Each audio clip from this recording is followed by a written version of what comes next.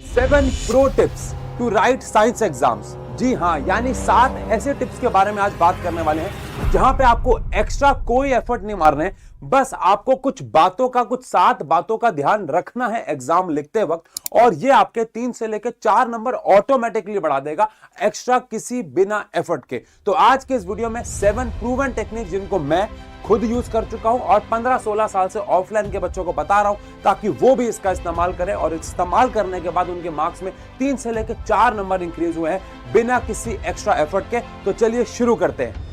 Video को start करने से पहले वीडियो को एंड तक देखिएगा, क्योंकि आपके एग्जाम में कौन से टिप आपको सबसे ज्यादा यूज हो जाए ये आपको भी नहीं पता, मुझे भी नहीं पता। हाँ, हो सकता है इन 7 टिप्स में से एक आध टिप मैंने आपसे पहले कभी ना कभी डिस्कस जरूर की हो हमारे लाइव बैचेस के अंदर। और अगर ये वीडियो ऑफलाइन के बच्चे देख रहे हैं, पिछले बच्चे देख रहे हैं, तो प्लीज कमेंट सेक्शन पे जरूर बच्चों को बताइएगा कि ये टिप्स कितनी ज्यादा यूजफुल है। देखने में भले ये छोटी छोटी साउंड करेंगे, बट कुछ तो बहुत बड़ी साउंड करेंगे, लेकिन ये सातों की सातों टिप्स को आप फॉलो करेंगे। ये कमेंट सेक्शन पे अभी के अभी लिखो, आई प्रॉमिस। समय भी नहीं है हमारे पास बेटा, एग्जाम सर पे है, तो आई प्रॉमिस कमेंट सेक्शन पे जरूर लिखो कि आप इन्हें फॉलो करेंगे। और ऐसा नहीं यहाँ पे कोई चीटिंग की टिप्स देने वाला हूं मैं, नहीं नहीं नहीं। तो सबसे पहले टिप पे हम लोग चलते हैं। सबसे पहले टिप है यूज डायग्राम एंड इक्वेशंस। अब बड़ी अच्छी बात यह है कि इस चैनल पे हम लोगों ने कंप्लीट डायग्राम्स, बायोलॉजी के डायग्राम्स और इक्वेशंस का वीडियोस डाल दी हैं। तो इस वाले टिप में आपको क्या ध्यान रखना है कि जब भी आप कोई आंसर लिखें, जैसे फॉर एग्जांपल आया formation of rainbow subjective question में, तो भैया वहां पर डायग्राम जरूर बना के आए। कोई भी क्वेश्चन पूछ रहा है कि let us say can we store copper spoon in zinc sulphate, अगर कोई रिएक्शन नहीं हो रही है तो ठीक है, लेकिन अगर ऐसे पूछा गया कि can we store zinc sulphate in sodium container, तो आंसर है नो। या कोई भी और सवाल जिसमें रिएक्शन इन्वॉल्व है कि explain why respiration is exothermic, तो नीचे रिएक्शन लिखे। Why beaker becomes hot whenever we add tuna in water, कोई भी सवाल आ जाए नीचे रिएक्शन जरूर लिखनी है। क्योंकि अगर आपने रिएक्शन लिखी होगी तो मार्क माय वर्ड्स, ऊपर की जो अंग्रेजी आपने लिखी है वो नोटिस ही नहीं होगी और वो कोई देखेगा भी नहीं।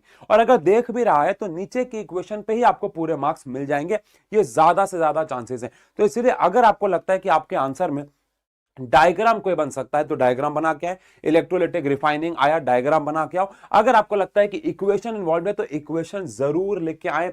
मेरी बात को मान लेना प्लीज प्लीज, 15-16 साल की एक्सपीरियंस है, बता रहा हूं ऑफलाइन के बच्चे से सालों से इस्तेमाल करते आ रहे हैं कि भैया अगर इक्वेशन लिख सको तो बेस्ट है। रीजन भी क्योंकि इक्वेशन लिखने से ऊपर के लिखे हुए पे अक्सर निगाह कम जाती है और आपको पूरे मार्क्स मिलने के चांसेस बढ़ जाते हैं। सेकंड टिप पे अगर हम लोग आए तो आता है focus on units and rounding off. आप सभी ने अगर हमारे यहाँ के वन शॉट्स या लेक्चर देखे हैं, खासकर क्वेश्चन आंसर्स वाले, तो बहुत बार ऐसा हुआ है कि लाइव क्लास के अंदर आपने मुझे गुलाब के फूल दिए। क्यों? क्योंकि आपने यूनिट्स पे ध्यान नहीं दिया।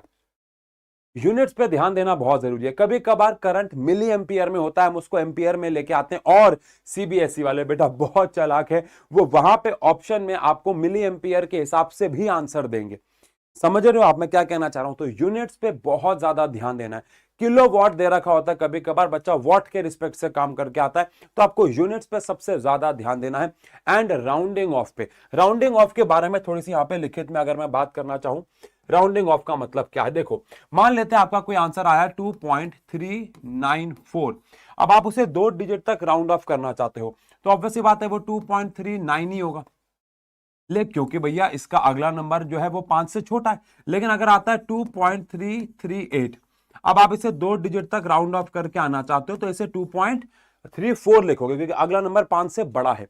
और वहीं पे अगर 5 ही होता है तो आपको पता होगा इवन बना के आते हैं अगर वो ऑड है तो, और इवन है तो इवन ही रहने देते हैं। जैसे 2.345 है तो अगर नंबर 5 है तो ये इवन ही है, तो आप इसे इवन ही छोड़ दोगे। लेकिन अगर यहाँ पे 3 होता तो आप इसे एक ऐड करके इससे इवन बना के आते। इन शॉर्ट आपको क्या करना है, राउंडिंग ऑफ पे ध्यान देना है, क्योंकि राउंडिंग ऑफ से आपका आंसर वेरी करेगा। और कुछ टीचर्स आपको तब तक पूरे नंबर नहीं देंगे न्यूमेरिकल में जब तक आपका एग्जैक्ट आंसर मैच नहीं होगा। बहुत सारे टीचर ऐसे भी होते हैं जो थोड़े बहुत डेसिमल के प्लेस पे आपको नंबर दे देते हैं, बट यू नेवर नो कि आपके पेपर को चेक कौन कर रहा है। इसीलिए बेटा ध्यान रहे, चाहे सीबीएसई हो चाहे स्टेट बोर्ड हो, इन 2 चीजों का ध्यान जरूर रखिएगा। और अगली टिप हमारे पास आती है राइट गिवन डेटा इन न्यूमेरिकल्स। राइट गिवन डेटा इन न्यूमेरिकल्स का क्या मतलब है? देखो, राइट गिवन डेटा इन न्यूमेरिकल्स का मतलब है, लेट अस सपोज आप, इसके 2 फायदे होने वाले हैं।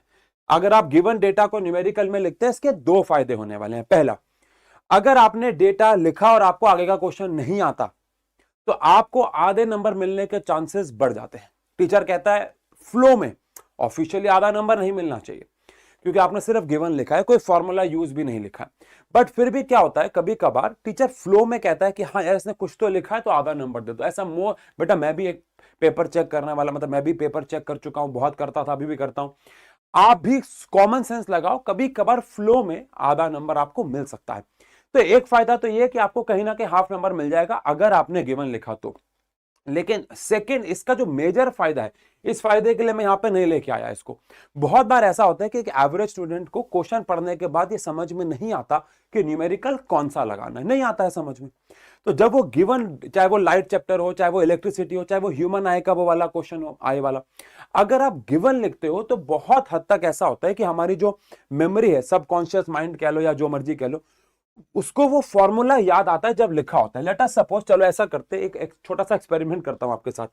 राइट गिवन डेटा इन न्यूमेरिकल्स में मान लो आपके पास एक क्वेश्चन है और उस क्वेश्चन के अंदर आपको बोल रखा है कि भैया v जो है वो इतना है और r जो है वो इतना है, कुछ दे रखा है ना। अब आपको पावर निकालनी है, बहुत छोटा सा एग्जांपल दे रहा हूं। तो हो सकता है आपको फॉर्मूला याद ना हो, लेकिन अगर आप ऐसे लिखो कि आपको पावर निकालनी है, तो जैसे ही आप इन तीनों को देखो आपका दिमाग बोले अरे इसका तो फॉर्मूला होता है v स्क्वायर बाय r। और ऐसा एक बार नहीं, बहुत बार हुआ है। कितनी बार तो मेरे साथ अभी भी होता है, हमें क्वेश्चन करते हुए समझ में नहीं आ रहा होता कि हम फॉर्मूला कौन सा लगाएं, लेकिन जैसे हम लोग गिवन डेटा लिखते हैं हमें फॉर्मूला याद आ जाता है खट से कि हाँ यार ये वाला फॉर्मूला लगेगा, और हम फ्लो में आ जाते हैं।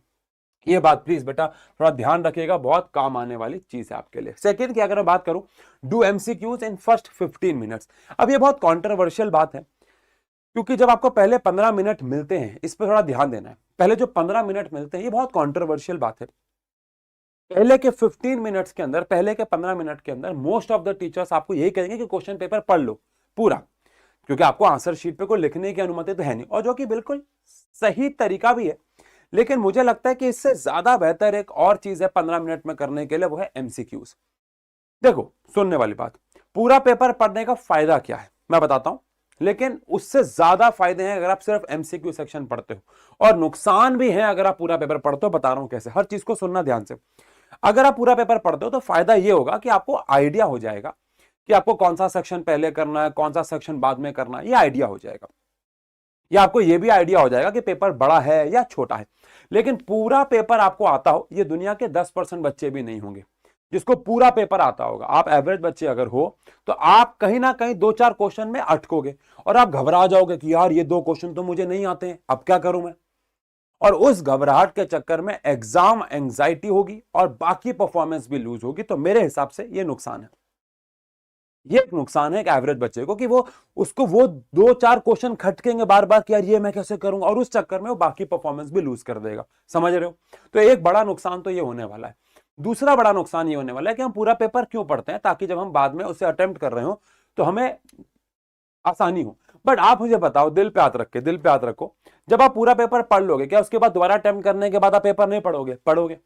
तो फिर वो कहीं ना कहीं फायदा नहीं हुआ। तो इससे एक ही फायदा है कि आपको आइडिया मिल जाता है कि पेपर लेंदी है या पेपर इजीली हो जाएगा 2.5 घंटे, पौने 3 घंटे में, बिकॉज आपको 15-20 मिनट रिवीजन के लिए बचाने ही होंगे। ये मैंने हर बार बोला है।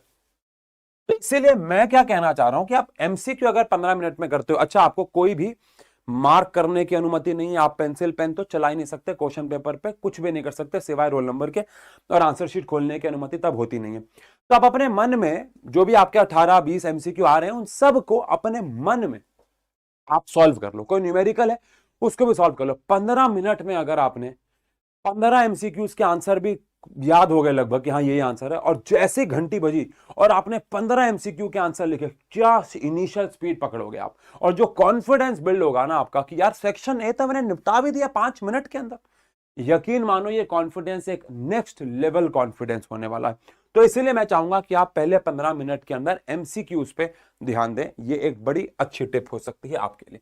चलो अगले टिप पे चलते हैं, और वो आती है don't leave question unanswered. Again ये एवरेज बच्चों के लिए सवाल है। अगर आपको किसी क्वेश्चन का आंसर आता ही नहीं है, मतलब 0 आता है, तो आप उसे छोड़ने वाले थे, आप उसे बिल्कुल मत छोड़ो। लेट अस सपोज आप समझ गए कि ये chapter how do organism reproduce का है, सवाल कुछ भी हो, आपको उस चैप्टर से कुछ भी याद आ रहा हो, कुछ भी, लेकिन उस चैप्टर से याद आ रहा हो, या मान लो उस चैप्टर को आप छोड़ के ही आए हो, ऐसा होना तो नहीं चाहिए, क्योंकि साइंस एंड फन पे आपको सारे डे 1 पे आपको पूरी फिजिक्स करा दी, डे 2 पे आपको पूरी केमिस्ट्री कराएंगे, करा चुके होंगे, ये वीडियो पता नहीं कब आप देख रहे हो, डे 3 पे हम लोग पूरी बायो करा रहे हैं, और डे 4 पे आपको टॉप मोस्ट इंपॉर्टेंट क्वेश्चंस करा रहे हैं, फिजिक्स केमिस्ट्री बायो सवालों के साथ हुई है, और एक्स्ट्रा सवाल भी करवा रहे हैं। तो अब तो ऐसा होना ही नहीं चाहिए कि आपका कुछ छूट जाए, बट फिर भी अगर ऐसा होता है कि आप एक आध चैप्टर छोड़ के जा रहे हो, उसका आपको बिल्कुल नहीं आता, तो बायो के किसी और चैप्टर का, लेकिन बायो के सवाल में फिजिक्स मत लिख के आना। सर आप ऐसा क्यों बोल रहे हो? अगर आप कोई भी क्वेश्चन का आंसर अनआंसर छोड़ कर, तो वो तो ऑटोमेटिकली आप छोड़ने वाले थे, तो इनको लास्ट के लिए बचाओ, लास्ट, एकदम लास्ट के लिए बचाओ, बीच में मत करना ऐसा, टीचर इरिटेट ना हो जाए कि इसमें तो कुछ भी लिखा हुआ है, तो आपकी एक इमेज बिल्ड हो जाएगी। ऐसे क्वेश्चन जो आप बिल्कुल छोड़ने वाले थे, उनको एकदम लास्ट में जाओ, जब आप अपना आंसर खत्म कर लोगे, पूरा क्वेश्चन पेपर खत्म कर लोगे, पूरा पेपर आप खत्म हो जाएगा, 2-2.5 घंटे हो चुके होंगे, तब उन क्वेश्चंस में उस चैप्टर से रिलेटेड जो भी आता है, आपको आपसे पूछा है लेट अस सपोज कि भैया मायोपिया क्यों होता है, आप प्रिज्म के बारे में 2-4 बातें लिखो, इन केस अगर ऐसा होता है। मुझे लगता है मायोपिया के केस में आप कुछ तो लिख के आओगे, आई बॉल छोटी, आई बॉल बड़ी, कन्वेक्स लेंस, कनकेव लेंस, पास का नहीं दिखता, दूर, कुछ तो लिख के आओगे ना, तो वो बेसिक चीजें आपको वहां पे लिख के आनी है। कोई भी क्वेश्चन का आंसर अनआंसर्ड नहीं छोड़ना है। आखिरी की 2 टिप पे जाने से पहले मैं बताऊंगा कि साइंस एंड फन पे हम पूरी ईमानदारी से 15-16 साल के एक्सपीरियंस से हर एक चीज को डिटेल में पढ़ा रहे हैं। सुबह से लेकर शाम तक की लंबी मैराथन्स चल रही हैं। अगर आपने मिस कर दिया तो आप उसे रिकॉर्ड फॉर्म में देख सकते हैं, और अभी भी काफी लाइव बची हो सकती हैं, डिपेंडिंग अपॉन कि आप ये वीडियो कब देख रहे हैं। इसी चैनल पे लाइव सेक्शन पे जाके आप उन चीजों को गो थ्रू कर सकते हो। अब आगे बढ़ते हैं सेकंड लास्ट टिप की तरफ, और वो है हमारे पास cut down on extra words. देखो, ये कोई एसएसटी, या फिर ये एसएसटी तो चलो मैं फिर भी नहीं कहूंगा, ये कोई इंग्लिश या हिंदी का पेपर नहीं जहां पे आपको वर्ड्स लिमिट पे काम करना होता है। आप एक्स्ट्रा वर्ड्स को प्लीज कट डाउन करो। मान लो क्वेश्चन में पूछा हुआ है कि बताओ what do you mean by refraction, तो सीधा शुरू कर देंगे, है ना। या ऐसा होता है ना कभी कभार, a children is, a child is, a children, वाह English, a child is this this this, और आप उसी की अंग्रेजी को लिखते हो, a child on the park is going because. अबे वो इंग्लिश में करते हैं, वो हिंदी में करते हैं, वो लैंग्वेज सब्जेक्ट में करते हैं। आपको यहाँ पे वर्ड्स को कट डाउन करना है, जो भी अननेसेसरी वर्ड्स हैं उनको कट डाउन करो। इसकी बेस्ट टेक्निक क्या है, अगर आपके पास अभी भी 2-4 दिन बचे हैं पेपर में, 1 या 2 दिन बचे होंगे मेरे हिसाब से, तो अगर आप इस वीडियो को अभी देख रहे हो तो प्लीज आप एक सैंपल पेपर जब भी कर रहे हो तो अपने एक प्लानिंग करो। मतलब जब भी आप आंसर लिख रहे हो, कम से कम 10 सेकेंड सीधा लिखना मत शुरू करो, कम से कम 10 सेकंड लगाओ, उसको अपने मन में दोहराओ उस क्वेश्चन के आंसर को, और फिर उसको लिखना शुरू करो।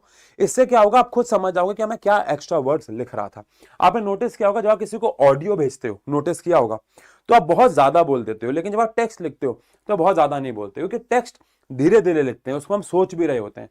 तो अगर आप उसको ही एक बार मन में और सोच के टेक्स्ट भेजोगे तो और शॉर्ट हो जाएगा, और आपको कट, क्योंकि बेटा पेपर 2.5 घंटे में खत्म करना है, करना है, करना है, करना है, करना है, आधा घंटा बचाना है, बचाना है, बचाना है, बचाना है, बचाना है, ताकि हम आधे घंटे में हमारे पूरे पेपर को रिवाइज कर सके। बच्चों, ये रिक्वेस्ट है आप सबसे। इसके बाद ये वाली बात तो होती ही है, बड़ी इंपॉर्टेंट, और इसी से मिलती जुलती लेकिन थोड़ी अलग है, वो है use short and clear sentences. आपसे कोई, देखो मैं यहां पे इसी के अंदर एक और टिप ऐड करना चाहूंगा जो कि बड़ी जरूरी टिप है, और वो है उतना ही लिखो जितना मांगा है, उतना जितना मांगा है। कई बार रीजन पूछा ही नहीं होता, सिर्फ जैसे बहुत बार ऐसा होता है कि सवाल पूछा होता है कि बताओ, एमसीक्यू में अगर आया तो वो तुम्हारा तो रीजन है ही नहीं। मान लो क्वेश्चन आता है कि लेट अस सपोज क्वेश्चन आता है जिसका रीजन आपको देने का मन कर रहा है, बट रीजन वहां पूछा ही नहीं है। लेट अस सपोज पूछा है कि भैया इनमें से कौन सा मेटल उसको डिस्प्लेस कर देगा, तो आपको बस ये पूछा है 1 नंबर में, तो आंसर है एक्स डिस्प्लेस कर देगा वाई को, बट आप लिखते हो एक्स डिस्प्लेस कर देगा वाई को क्योंकि वो ज्यादा रिएक्टिव है। जरूरत ही नहीं थी। तो आपको शॉर्ट आंसर लिखना है, लेकिन क्लियर आंसर लिखना है, क्लियर सेंटेंस होना चाहिए आपका, और जितना पूछा हो उतना ही लिखना है, ये बात जरूरी है। बाकी कुछ एक्स्ट्रा टिप्स जो कि इस टिप में, प्रो टिप्स में नहीं आती, जो बहुत बेसिक टिप्स आपको सबको पता है, और वो है सीक्वेंस फॉलो करने की ट्राई करें। नहीं हो पाता तो एटलीस्ट सेक्शंस को फॉलो करना ट्राई करें, और अगर सेक्शन को भी फॉलो नहीं कर सकते हो, इतना बुरा हाल चल रहा है, तो कोई बात नहीं, पहले आप जो सवाल आते हैं उनको सबसे अच्छे से बनाओ, और जो नहीं आते उनको बाद के लिए छोड़ दो। बट अगर आपको लगता है कि आपकी इतनी अच्छी तैयारी है कि आपको 90% पेपर आता ही होगा, तो आप सीक्वेंस को फॉलो करो, और जो क्वेश्चन आपको अभी नहीं आता है उसके लिए जगह छोड़, क्योंकि सीक्वेंस फॉलो करोगे तो टीचर थोड़ा ज्यादा इंप्रेस होता है। बाकी लोड नहीं लेनी है ज्यादा कि सीक्वेंस ही फॉलो करना होगा, उस चक्कर में एक और एंजाइटी पे आ जाओ, नहीं, जरूरी नहीं है। करोगे तो अच्छी बात है, नहीं करोगे तो भी चलेगा, ठीक है। उसी पेन से काम करो जिस पेन से आप प्रैक्टिस कर रहे हो, मेरी रिक्वेस्ट है। जिस पेन से अभी आप 2-4 दिन में प्रैक्टिस कर रहे हो, तो ऐसा मत करना कि बोर्ड का पेपर है मैं एक स्पेशल प्रकार का पेन लेके जाऊंगा, ऐसा बिल्कुल भी नहीं है। जो पेन से आप लिखने की आदत डाल चुके हो वही पेन से करो, ये सबसे बड़ी टिप होनी चाहिए। साफ साफ काम करो, पेपर ही आपकी रिप्रेजेंटेशन है, और पेपर आने के बाद जब आप पेपर दे रहे हो उस दौरान आपका फोकस, जब आप सेंटर पर चले जाओ, फोकस बहुत ज्यादा होना चाहिए। कि एग्जाम एंजाइटी जब भी हो रही हो तो बस 10 सेकंड की लंबी सांस लो और सोचो कि क्या 5 साल बाद, आफ्टर 5 ईयर्स, ये पेपर जो है मुझे बहुत ज्यादा मैटर करेगा क्या। तो मैं छोटी सी बात करूंगा, इस वीडियो खत्म करूंगा। अगर ये आपका जीवन है ना, तो ये आपका बोर्ड का पेपर है, लिटरली बता रहा हूं मैं आपको। मैं ये नहीं कह रहा पढ़ाई मत करो, एफर्ट अपने 100% मारो, लेकिन उसको अपने जीवन से इतने बड़े पार्ट पे कनेक्ट मत करो। ये आप, एनवी सर ने बड़ी गहरी बात बोली थी, बेटा अगर आप नंबर अच्छे नहीं लेके आते हो तो वो फेलियर नहीं है, वो संघर्ष है आपका, है ना। उसमें दुखी नहीं होना है, वो आपका संघर्ष है। दुखी कब होना होता है, जो चीज आपके कंट्रोल में थी आपने उस पर एफर्ट नहीं मारा, या फिर आपके कंट्रोल में ही नहीं थी। पर अगर आपने अपना अपना 100% एफर्ट मारा लेकिन फिर भी नंबर नहीं आया, तो वो एक संघर्ष है, और जीवन में वो कहीं ना कहीं काम आ जाएगा बेटा। लेकिन अगर अब मैं ये बोलूं ये आपका जीवन है, तो ये बोर्ड का एग्जाम है। आप अपने माँ बाप को अगर देखोगे, अपने आप को अगर देखोगे, तो बहुत ज्यादा मैटर नहीं कर रहे हैं बोर्ड के मार्क्स, करते हैं, लेकिन उसको जीवन मत बना लो, उससे ऐसे बहुत बड़ी एंग्जाइटी में मत आ जाओ। अपना एफर्ट मारो, अपना एफर्ट मारो, हम सबसे अच्छा अपना एफर्ट मारेंगे, अच्छे नंबर लाएंगे। बाकी सभी को जाते जाते मैं कहना चाहूंगा बेस्ट ऑफ लक। और अरे ये पीपीटी का रंग बदल गया, कोई बात नहीं, थोड़ा बहुत बेस्ट ऑफ लक नजर आ रहा होगा आपको, मैं यहां लिख देता हूं बेटा, ये लो। क्योंकि भैया वैसे मैं ये मानता हूं कि भैया जिसके पास अपना तैयारी होती है उसको लक की जरूरत नहीं होती है, जिसके पास तैयारी होती है उसको लक की जरूरत नहीं होती है। बाकी 80-20 रूल, जो कि मोस्ट अवेटेड रूल हमारा माना जाता है, 80-20 रूल में आना मत भूलिएगा। और जो कि हम पेपर के दिन सुबह 4 बजे लेते हैं। बाकी सभी को आपके एग्जाम्स के लिए best of luck. I hope आप अपने माँ बाप का नाम रोशन करें, चाहे मार्क्स लाके, चाहे जीवन में कैसे भी, लेकिन हम सब करेंगे जरूर। Love you.